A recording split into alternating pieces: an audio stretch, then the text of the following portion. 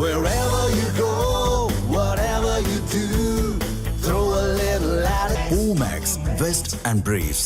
தேனி மாவட்டம் கம்பம் அருகே தனியார் பட்டாசு ஆலையில் ஏற்பட்ட வெடிவிபத்தில் 2 உயிரிழந்துள்ளனர்.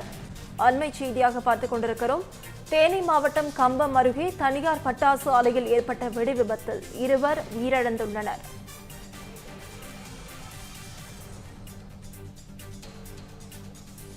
வெடிவிபத்தில் தீனதயாளன், சூர்யா ஆகியோர் உயிரிழந்ததாக தகவல் வெளியாகியிருக்கிறது. மேலும் ஒருவர் படுகாயம் அடைந்திருப்பதாகவும் தகவல் வெளியாகியிருக்கிறது.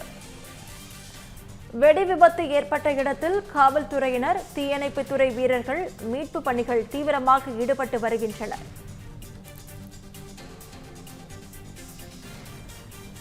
வெடிவிபத்து ஏற்பட்ட இடத்தில் காவல்துறையினர், தீயணைப்புத்துறை வீரர்கள் மீட்பு பணிகள் தீவிரமாக ஈடுபட்டு வருகின்றனர்.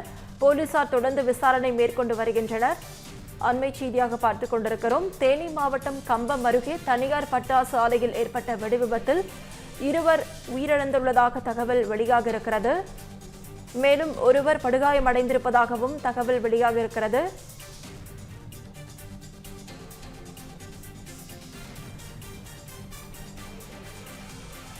இது குறித்த முழு விவரங்களை வழங்க செய்தியாளர் விக்னேஷ் நம்மோட இணைப்பில் காத்திருக்கிறார். விக்னேஷ், வணக்கம். முழு விவரங்கள்.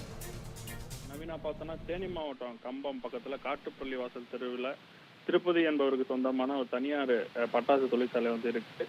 இங்க இன்னைக்கு காலையில வழக்கம் போல அங்க வேலை செய்யக்கூடிய பணியாளர்கள் 4 பேர் தொழிற்சாலைக்கு பணியை துவங்கி உள்ளனர்.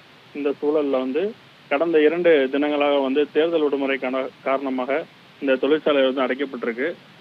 இன்னைக்கு காலையில திறந்த போது அங்கு வெடிப்பொருட்களுக்கான மூலப்பொருட்கள் வைக்கப்பட்டது.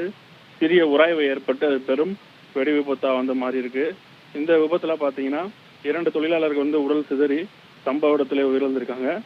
மேலும் ஒருவர் படுகாயங்களுடன் அரசு மருத்துவமனையில் அனுமதிச்சிருக்காங்க. இறந்தவர்கள் உடலை கைப்பற்றி தேனி அரசு மருத்துவமனை கல்லூரிக்கு பிரேத பரிசோதனைக்காக போலீசார் அனுப்பி வச்சிருக்காங்க. இந்த சம்பவம் பாத்தீங்கன்னா அந்த பகுதியில பெரும் பரபரப்பை ஏற்படுத்தியிருக்கு. நவீனா,